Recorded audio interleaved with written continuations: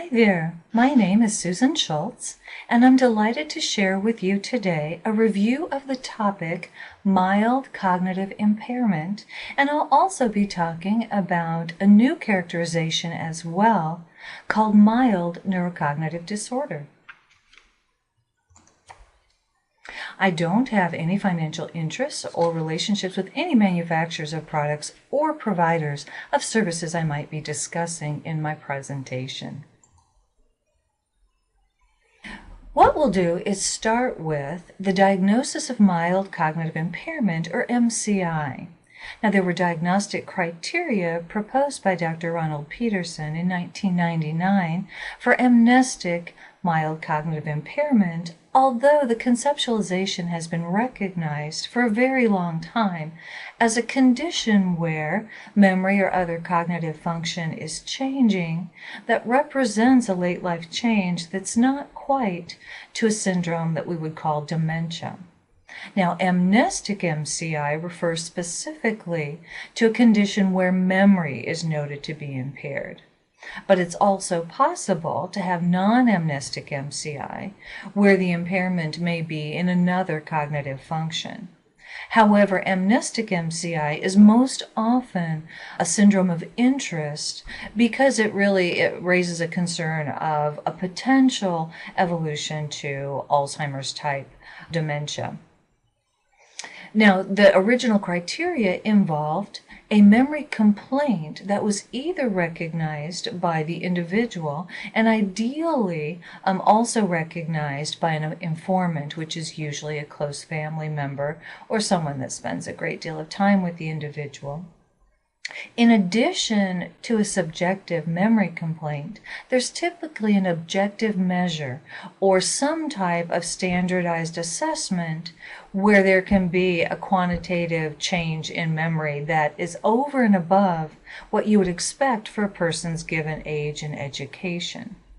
Now, this objective memory impairment is in the context of overall a person who is functioning with general cognitive intact abilities, which means that the person is functioning at a level where they're able to maintain their daily living skills and their daily function, and they would not be considered an impaired individual. And by that definition, then the person is not considered to be suffering from a dementia condition. Now, the reason MCI is an important area of interest is it's not really a diagnosis as much as it's a risk condition where we want to pay attention and follow up, but it may simply just be a risk. Now, one reason that we pay attention to mild cognitive impairment is that there is a risk for progression to a dementing condition or a dementia. Now, if we look at the general population, we think that around 10 to 20% of persons over age 65 may suffer from mild cognitive impairment. Now, if we look at the population as a whole, only 1 to 2%, if we look at all people either with or without mild cognitive impairment, about 1 to 2% progress to a dementia diagnosis in a given year. But if we look within specifically the population that has MCI, in the general population, about 5 to 10% of those individuals each year are diagnosed with a dementia condition. Now, if we look at people very specifically who present to specialty clinics with a concern, the rate increases. The idea being that people who are particularly concerned may single themselves out, and in that group there's a slightly higher likelihood of progressing to dementia of about 15% each year. Now, it's a very important condition given the fact that our population is aging, so we have a great many people who are very concerned or feel that they may be suffering from mild cognitive impairment. One of the reasons that this is very important is it may offer a window for us to identify people who perhaps may benefit from future interventions that we recognize may need to be implemented early to prevent a progression to a condition such as Alzheimer's disease.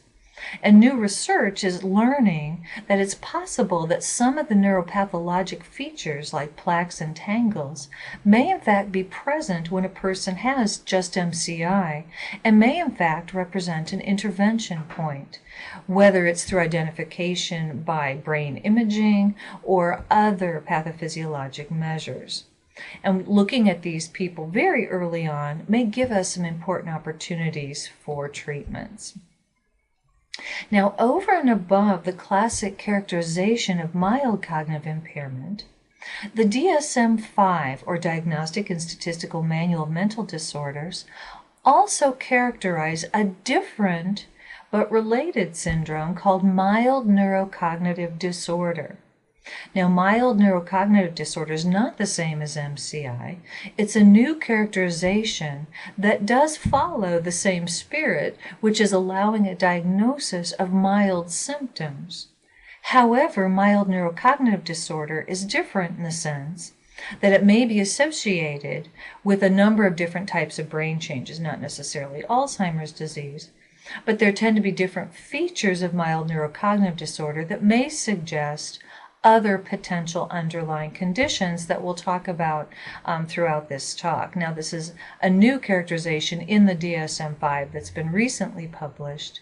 I'll be talking about sort of general concepts and the framework for this condition, but I'd refer you to the actual manual for the very specific criteria and the accompanying text that will explain a great deal more and even more associated etiologies than I'll cover here today. Now, features of mild neurocognitive disorder also require a concern about a cognitive change, as well as evidence that performance is below expectations for a person's age and education. And similarly, daily activities are not markedly impaired to the extent of having actual functional impairment. Now, the associations of mild neurocognitive disorder may be attributed to different conditions depending on the nature of the presentation and the types of cognitive changes that are observed. So mild neurocognitive disorder may be linked to Alzheimer's disease, cerebrovascular disease, frontotemporal lobar degeneration, Parkinson's disease, or even Lewy body dementia, and those conditions are described in the DSM as both potentially presenting as a mild neurocognitive disorder or a major neurocognitive disorder, which is the condition that we typically would refer to as a dementia syndrome. Now, I'll overview some of the different types of cognitive changes that may be seen in mild neurocognitive disorder, because many of us, including most of our patients, tend to really focus on memory, and often people say, I have memory changes, and they use memory to sort of represent all cognitive function, when in fact, if we take a look more carefully at cognitive functions, there may be very distinct domains that help us understand what the underlying source may be. And one of these domains is attention and speed of information processing. For a person suffering from a mild neurocognitive disorder, what they may be describing to the clinician is the feeling that tasks are more difficult to do, multitasking requires more effort, and there may be more compensatory behaviors like double-checking a person's work or taking more time to do a given task. And so there's just a feeling that things don't click along in the way that cognition perhaps used to be perceived by the individual. And a lot of that is sustaining attention and sort of rapid online processing of information. Now, another domain we refer to as executive function, and that's often characterized as the ability to make complex decisions or complex organizational type cognitive activity, such as planning a complex task or event where you have to look at a number of different factors that may come into play, perhaps with a different temporal sequence. So we consider that sort of higher order decision making. Another type of a cognitive change that may be seen in mild neurocognitive disorder is difficulty with visual spatial skills. And a person suffering from mild symptoms might describe just trouble navigating or trouble getting around various places. It involves the ability to visualize, sort of getting from point A to B. And so difficulty, searching for items or visually identifying objects in a room or on a written piece of paper is also a feature of impaired visual spatial skills. So it involves interpreting visual and spatial information and then using that information to make a decision or perform a task. And that's a different cognitive domain that's distinct from things like memory or attention or other cognitive functions. Now, lastly, the most familiar type of cognitive change that patients often describe in mild neurocognitive disorder is memory. And that's simply difficulty remembering either recent events or, after a brief delay, some information that was presented. And often compensatory behaviors might be used for a person having memory problems by using calendars or reminders or, keeping sticky notes around, and various other behaviors that people find help prompt them, because oftentimes a memory may be difficult to retrieve, but a prompt or a reminder for a person with mild neurocognitive changes might be helpful in maintaining that overall level of function. So ways that this is often tested is remembering a list of words or a series of images and trying to recall those to memory, either immediately or after a brief delay. Now, lastly, some types of cognitive changes that may be observed that are distinct from memory include trouble finding the right word or using language. Now, sometimes it's trouble remembering words, but language function is actually a distinct problem where we have to select the correct language or words in sequence. And there are certain disorders, one of them being frontotemporal lobar degeneration, where the ability to use words correctly may become impaired over time. Similarly, social cognition, or making social decisions about how to relate to others or how to interact socially, that may also be a distinct domain that can change over time. Now, when we look at the overall criteria for mild neurocognitive disorder, irrespective of the underlying source, what we want to see in terms of the criteria is evidence of a modest cognitive change that has to be a change from a previous level of performance. And that's very important because some people may have some difficulties with a learning disability or may have a brain injury that induces a lifelong change in a cognitive process. But to have mild neurocognitive disorder, we'd like to see a change from a previous level of function that's occurring later in life. So you may see concern from an individual or a corroborating informant that there's been a change in a cognitive domain. And typically that change is associated with impairment that is detected by an objective clinical assessment so that it's not just a subjective concern. Now, much like MCI, changes in mild neurocognitive disorder should not be sufficient to interfere with general independence in everyday activities, but you may see greater effort or compensatory strategies or other accommodation may be required to maintain independence. Now, part of the criteria also asks that the deficits do not occur exclusively in the context of a delirium. So it's important when you're making this diagnosis to be certain that there isn't an underlying medical condition so that a person is in fact delirious or unable to do cognitive tasks that are not related to a mild impairment but rather a medical condition or delirium. And lastly, the condition should not be attributable to something like a major depression or an additional source that may be impairing cognition. Now, one of the reasons to approach a broader conceptualization of mild neurocognitive disorder is to think about attending to conditions that may in fact be related to a specific underlying process. Now, very rarely it may be possible to document mild neurocognitive disorder that is probably related to an Alzheimer's dementia in the rare conditions where there's a known genetic causative Alzheimer's disease condition in the family.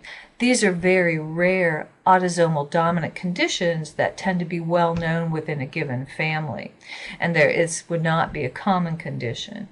However, possible Alzheimer's disease may be diagnosed when there's a concern that there's definitely progression of a decline in memory, even though it's of a mild magnitude, but there's steady, progressive, gradual change in cognition with no extended plateaus, and there's been an exclusion of any other source, like a stroke or Lewy body or Parkinson's disease or other sources. It's possible to conclude that the individual may have a possible attribution to Alzheimer's disease, which helps us identify people with sort of specific risk conditions that may bear further attention or intervention. At the mild neurocognitive disorder phase, what often is seen clinically is patients present with some impairment in memory. Now, to progress to an Alzheimer's dementia, typically a second impairment is required, and most often early on there may be accompanying impairments in executive function, which I mentioned earlier is the higher order decision-making function or organizing complex activities. Now, this is distinct from the features that you may see with mild neurocognitive disorder when it's attributable to possible vascular disease as a source.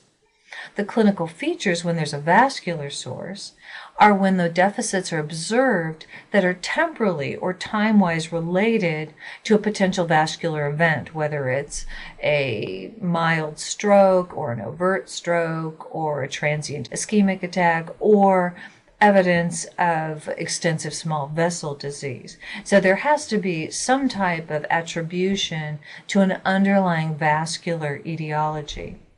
Now, in persons with this type of cognitive change, typically the evidence for decline in cognition is not memory per se, but rather a change in complex attention, which I talked about, that speed of information processing, trouble multitasking, and also trouble with that executive function domain, trouble with higher order decision making.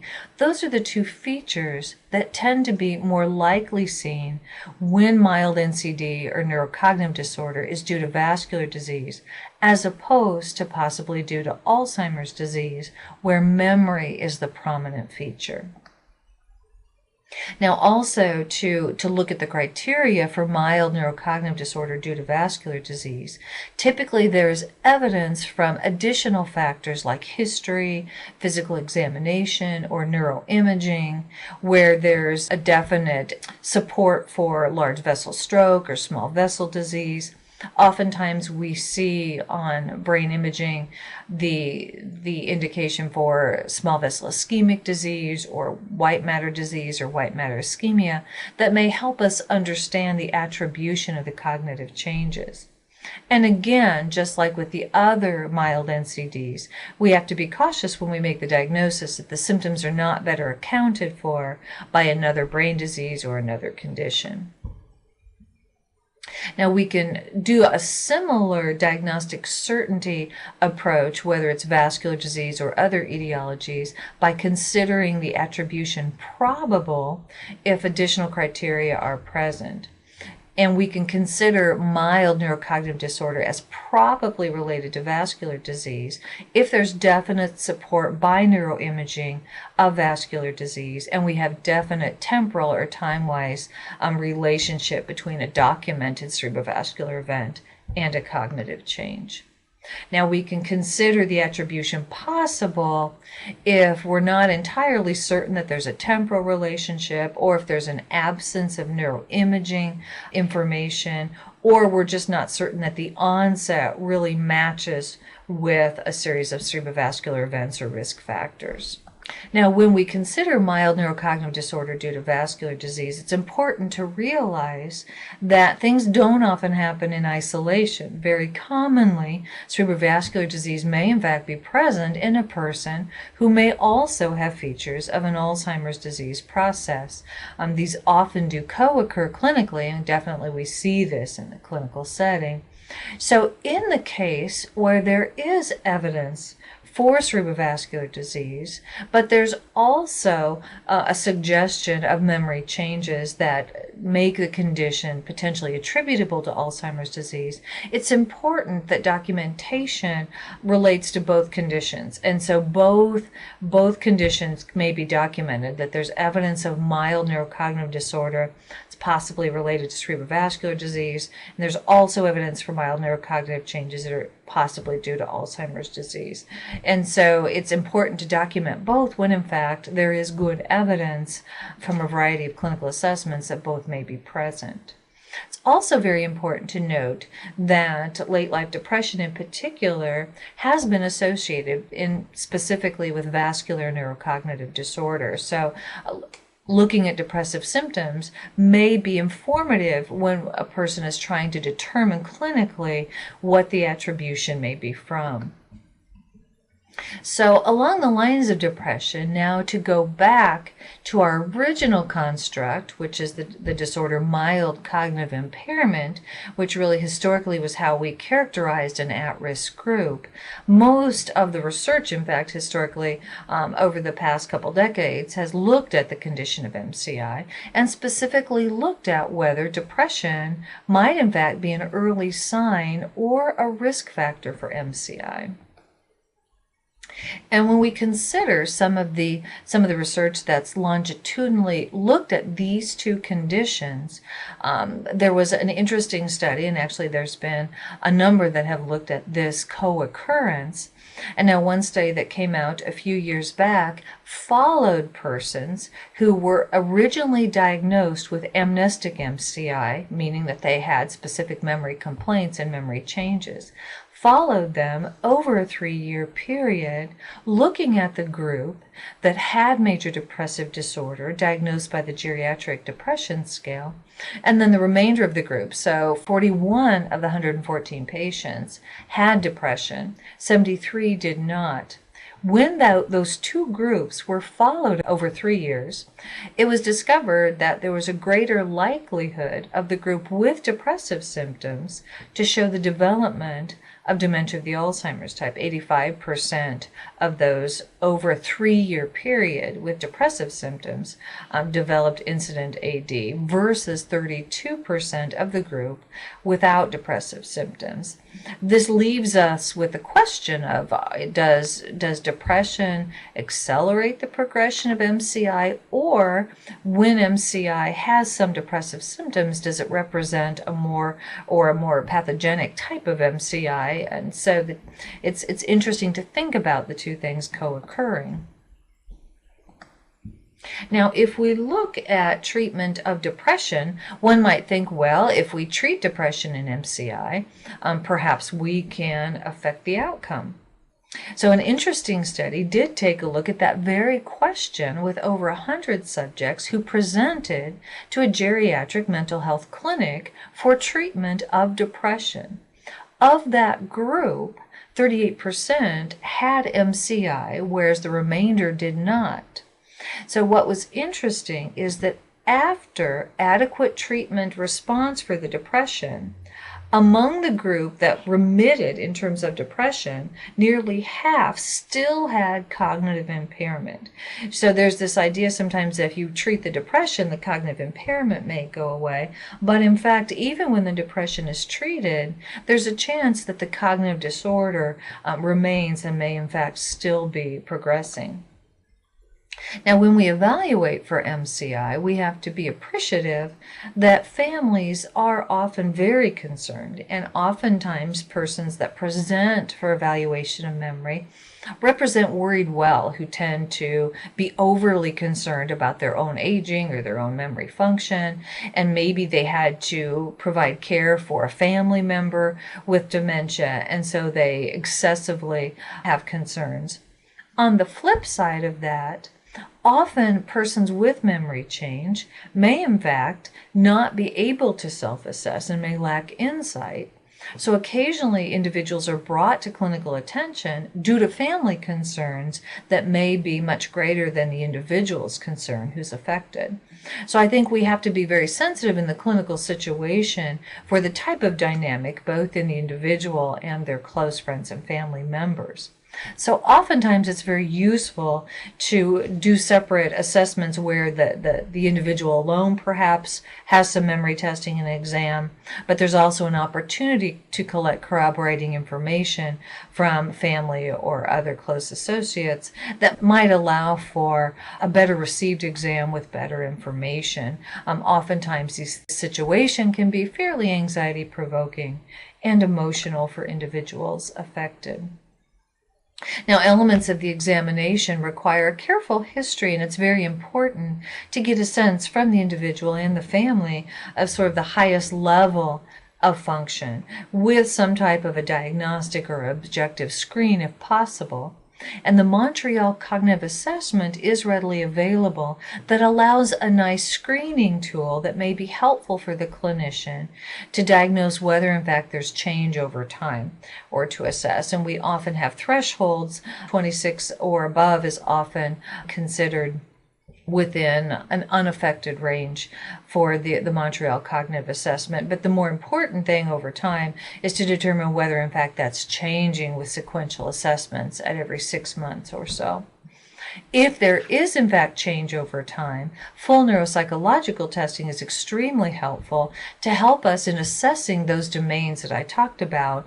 Different strengths and weaknesses in each of those different cognitive domains can help us try to think about potential underlying sources. And when necessary, brain imaging and, of course, a laboratory evaluation and physical examination are also essential elements to make sure that there isn't another underlying medical condition or another source of cognitive change. Now, when conducting a history of present illness in this group, it's really important to get a sense of the highest level of functioning. For example, a person that's functioning at an exquisitely highly educated, very high demand job situation may be able, in fact, to continue functioning at a high level on a screening exam like a mini mental status exam or a MOCA exam because of the very high level of functioning. And in fact, for those individuals, perhaps even scoring relatively well may represent a change in their highest level of function. So having a sense of where their baseline is might be very important. Sensing early signs and symptoms and documenting their severity is also very important, as well as their temporal course to things like cerebrovascular risk factors and other medical conditions. So really a systematic review of not only cognitive, functional, neuropsychiatric symptoms, but also general physical well-being and other psychosocial changes is very important in the initial evaluation. Once all of those things are considered, in some cases, brain imaging may be informative, particularly if there's a concern about a history of cancer, or changes in gait that suggest a normal pressure hydrocephalus condition or other reversible causes. Imaging might also help us when there's a concern about cerebrovascular changes. It may help us identify microvascular disease, the small vessel ischemic disease that I mentioned that may not have a history of an overt stroke, but may be insidiously occurring over time and may only be identified by imaging. And imaging over time also may help us if there's an unusual case, such as a particularly young onset or unusual progression of cognitive change. Now, once we do our assessment, it's important to think about next steps. What does the evidence say on what to do next? As clinicians, we typically want to do something. Unfortunately, when we look at the medications used to treat Alzheimer's disease, as I'll discuss in a little bit, there's no clear positive trials for their use in earlier conditions such as MCI or mild neurocognitive disorder. There are some interventions that may have some positive results. As I've already mentioned a bit, treatment of depression in some individuals may assist in cognitive change. Exercise and other cognitive stimulation or lifestyle activities may in fact influence the variance in outcome of mild cognitive impairment or mild neurocognitive disorder. Now, when we look at some of the medicines used in Alzheimer's dementia, what we've discovered is that for the most part, they cannot be routinely recommended for persons with earlier conditions such as mild cognitive impairment. When we look at a number of published studies and unpublished studies where individuals have been followed over time who are treated in the mild cognitive impairment range, the rate of conversion across 8 different trials was not different among persons who were receiving active medicine versus untreated patients. So the rate of conversion among persons receiving cholinesterase inhibitors was about 13% of persons with MCI over 2 years and 25% conversion to dementia over 3 years. Comparing that to patients not receiving active treatment, there was a similar rate of conversion of 18% over 2 years and 28% over 3 years, which was no different than the treated group statistically. So use within mild cognitive impairment cannot be concluded to be associated with any delay in the onset of Alzheimer's disease by using a cholinesterase inhibitor. Now, interestingly, looking at this in an even larger sample, using the Alzheimer's disease neuroimaging study, this question was also asked by Lon Snyder and colleagues in a recent paper in the Archives of Neurology. And in this study, they looked at all persons with mild cognitive impairment and mild Alzheimer's dementia who were being followed in the Alzheimer's disease neuroimaging initiative study. Now, in that study, there are a number of biomarkers that are followed over time, but treatment per se is at clinical discretion, so that patients are followed as would be done clinically for the most part. So in this sample, there were 402 mild cognitive impairment patients and 188 with mild Alzheimer's disease. Now, within those samples of the MCI patients, 44% received a cholinesterase inhibitor at the discretion of their clinical providers. And of that group, 84% of the mild Alzheimer's disease group were treated with cholinesterase inhibitors by their clinicians. So the study evaluated those with mild cognitive impairment receiving cholinesterase inhibitors. This was with or without memantine. Of those that were receiving medicines, they were more impaired over time and showed a greater decline in cognitive scores and progressed to dementia sooner than MCI patients who did not receive cholinesterase inhibitors.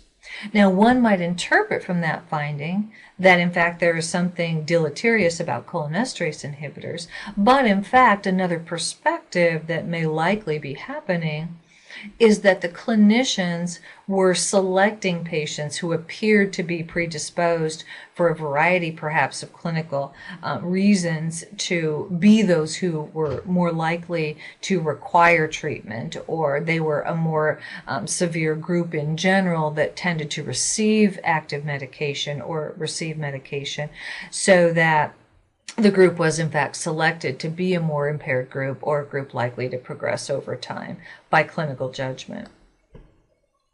Now, if we take a look at an even more interesting question, that if we use cholinesterase inhibitors in persons with depression, could in fact treating cognition in the context of depression actually help with depression outcomes? So in a study by Reynolds and colleagues, they compared donepezil, a cholinesterase inhibitor, along with antidepressant therapy, compared to placebo or no cholinesterase inhibitor with antidepressant therapy, to determine how it might affect outcomes among older adults treated for depression. In the group treated for depression that was cognitively intact, donepezil appeared to have no benefit for preventing progression to mild cognitive impairment or dementia, and no benefit for preventing recurrence of depression. Now, in that subgroup of the older adults with depression who had MCI, or mild cognitive impairment, in that subgroup, the recurrence rates of major depression were actually higher if they received the cholinesterase inhibitor donepezil versus those that received placebo in addition to their antidepressant therapy. So the suggestion is that if you have mild cognitive impairment, treating with a cholinesterase inhibitor in the context of depression may in fact potentially increase the recurrence rate of major depressive disorder. So as we move on from medications where we don't have a lot of signals for benefit, there is a great deal of attention to diet, lifestyle, and nutrition as other ways that we can make a difference for persons with early cognitive changes. Now, there's been a great deal of attention to vitamin E over time in a variety of studies.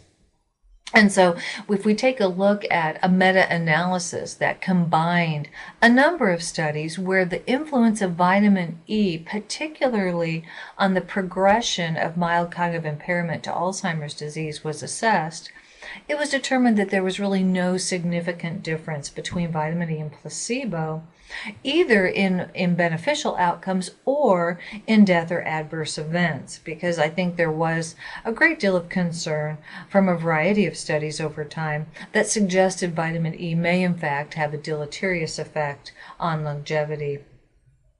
This, in fact, tells us that while vitamin E may have benefit for some conditions, there's no clear signal here that has a risk or a benefit of sufficient magnitude in the context of MCI to really warrant treatment. Now, if we look at sort of all things considered, as a number of lifestyle factors have been considered as influential regarding progression to dementia, an interesting study looked at all factors together and tried to tease out from a variety of intervention studies and prevention studies which factors seem to be most meaningful in either increasing or reducing risk of Alzheimer's disease. And in aggregate, the factors most highly associated with progression included having diabetes mellitus, or hyperlipidemia, high cholesterol in midlife, current tobacco use. All of these things were associated with increased risk of progression to Alzheimer's dementia. Now, if we look at things that tend to be associated with reduced risk, Mediterranean diet, which tends to be a very high nutrient dense diet, high folic acid intake, low or moderate alcohol intake, cognitive stimulation or cognitive activities, and high physical activity were associated with reduced risk. Now, that's a tall order to do all of those things, but I think variations in lifestyle probably do have influential effects over time. So if we look together at lifestyle changes, we can conclude that there is evidence to manage comorbidities and in particular vascular factors that may in fact be intervened or prevented. Exercise, whenever safely possible, tends to be a lifestyle intervention that does seem to have benefit in a number of studies, not only for cognitive improvement, but also depression. There's good evidence that cognitive stimulation, although further research on the types of cognitive activities that are most beneficial may be very informative over time. And increasing social stimulation, leisure activities is also an emerging area that may be very fruitful over time. And certainly optimizing nutrition through a Mediterranean diet or diets that are high in omega-3, antioxidants, and polyphenols are probably all well worth considering to the extent that they may have some positive value over time. Now, to look specifically at exercise, there is good evidence that physical exercise may be one potential modifiable factor that may be of benefit.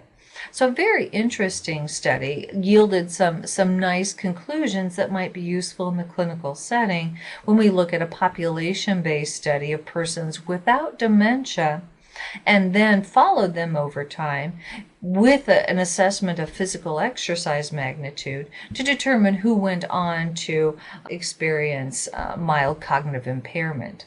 So a sample of 1,324 patients without dementia were assessed in terms of their physical activity, and then they were assessed in terms of the odds of having mild cognitive impairment cross-sectionally or not having mild cognitive impairment. And the interesting piece of this study is that any frequency of moderate exercise actually reduced the odds ratio or reduced the likelihood that the individual suffered from mild cognitive impairment. So those who reported moderate exercise at midlife had a reduced odds ratio of 0.61 for likelihood of having mild cognitive impairment. And those who had at least moderate exercise at greater than age 65 had also a reduced odds ratio of having mild cognitive impairment. So one of the nice conclusions is that any frequency of moderate exercise performed in midlife or later life did seem to have an association with reduced odds of having mild cognitive impairment. So that lends itself to the question, well, what do we mean by moderate exercise? Many of us want to perhaps know the minimal amount of benefit so that we can titrate our exertion accordingly. So if we look more carefully at this study, light exercise was defined as leisurely walking, stretching, slow dancing, using a golf cart and golfing. Now, moderate exercise, in a reassuring way, was as simple as a brisk walk, hiking, strength training, yoga, golfing without a golf cart. And so a moderate exercise is fairly achievable for most individuals well into later life. And it's reassuring that vigorous exercise, such as intense use of exercise machines, was not necessarily associated with any greater benefit. And so moderate exercise might actually be optimal because it also reduces any risks of any injuries or other adverse outcomes. So a very interesting meta-analysis of exercise also supported this beneficial idea. And if we looked at a very large meta-analysis of 33,000 individuals without dementia, and this group was followed longitudinally for up to 12 years across all the studies in the meta-analyses, and of that group, initially 33,000, 3,200 did develop cognitive decline. Now, the interesting piece of this is whether it was a high level of physical activity or a low to moderate level of physical activity, those who had at least some level of physical activity had a reduced hazard ratio for the development of cognitive decline. And I find this reassuring that at least if there's some maintenance of physical activity, it can have a substantial effect on risk of progression. So if we summarize some of the beneficial interventions, the ability to diagnose mild cognitive impairment or recognize mild neurocognitive disorder give us ways to identify and intervene with suggestions about lifestyle and provide some prevention options that we hope will be a little bit better defined over time as we continue to study our aging individuals. Right now, the use of medications isn't clearly well defined and may depend on really what we choose in clinical practice, but we don't have strong evidence for medication interventions at this time, with the exception that perhaps optimizing treatment of depression may have some benefit. And then, of course, support and follow-up and ongoing assessment is very helpful. And to the extent that we can suggest and encourage lifestyle changes, these things may go a very long way in helping the older population. And we hope to learn more about specific lifestyle changes over time that perhaps may need to be incorporated even before mid to late life and become really lifelong behaviors that have cognitive benefit.